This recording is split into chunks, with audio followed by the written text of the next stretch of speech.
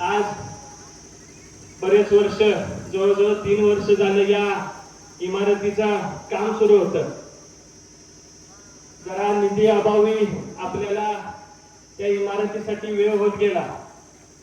खरं तर साहेब, तुम्ही ज्या वेळेला पालकमंत्री होता त्यावेळेला कोविडचा काळ होता. त्यावेळेला आमची जुनी इमारत मारुती मंदिराच्या वरती होती. त्यावेळेला सीओ साहेबांनी तुमचा दौरा होता. त्यावेळेला तुम्ही काकांना म्हणला की इमारत जरा फारच जुनी झालेली आहे, नवीन इमारत आपण करायला पाहिजे ना गावात.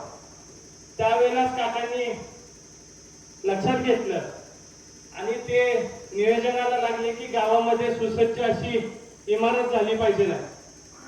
काकांचं नियोजन असं होतं की इमारत ही मठातील गोरक्षनाथाची जी जागा आहे त्या ठिकाणी ती इमारत व्हावी की जेणेकरून ती शिरा पेठ मेन रस्त्याला जाईल आणि सगळ्यांनाच तिथे येणं जाणं सोपं होईल. काकांनी त्या मठाच्या महाराजांना विनंती केली, बरेचसे प्रयत्न केले, पण ती जागा काही आपल्याला उपलब्ध झाली नाही. पण त्यानंतर असं ठरलं की जिथं इमारत आहे त्याच ठिकाणी इमारत करायची. पण दुर्दैव असं झालं की काकाच त्या आधी निघून गेले.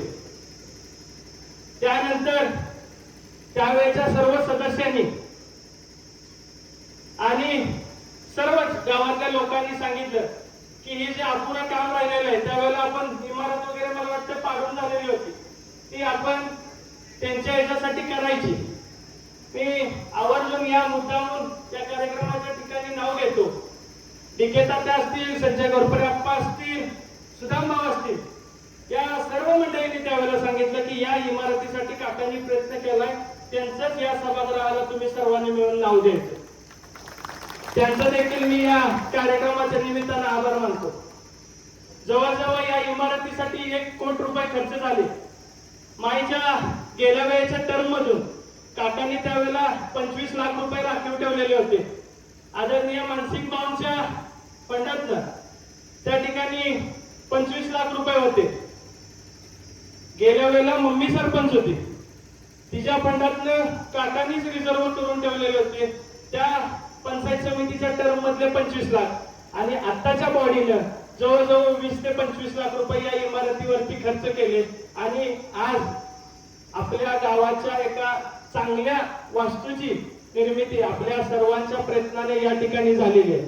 त्याचबरोबर गावाच्या संरक्षणासाठी जवळजवळ 5 ते 6 लाख रुपये खर्च करून आपण गावामध्ये जवळजवळ 30 ते 35 सीसीटीव्हीचं कॅमेऱ्याचं नियोजन, आज त्यांचं उद्घाटन सुद्धा आपण साहेबांच्या हस्ते केलेलं आहे.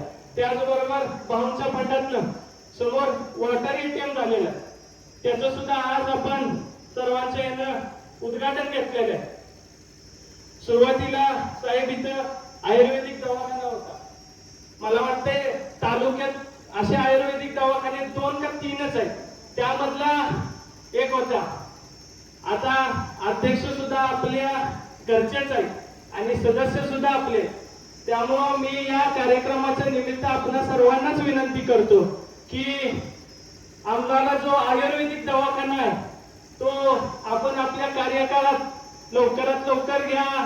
आमच्या विनंतीला मान देऊन तुम्ही या गावासाठी निधी द्यावा, एवढंच मी या कार्यक्रमाच्या निमित्तानं सांगतो. तुम्ही सर्वजण या कार्यक्रमासाठी उपस्थित राहिला त्याबद्दल मी तुमच्या सर्वांचं स्वागत करतो. माझे 2 शब्द थांबवतो. जय हिंद, जय महाराष्ट्र.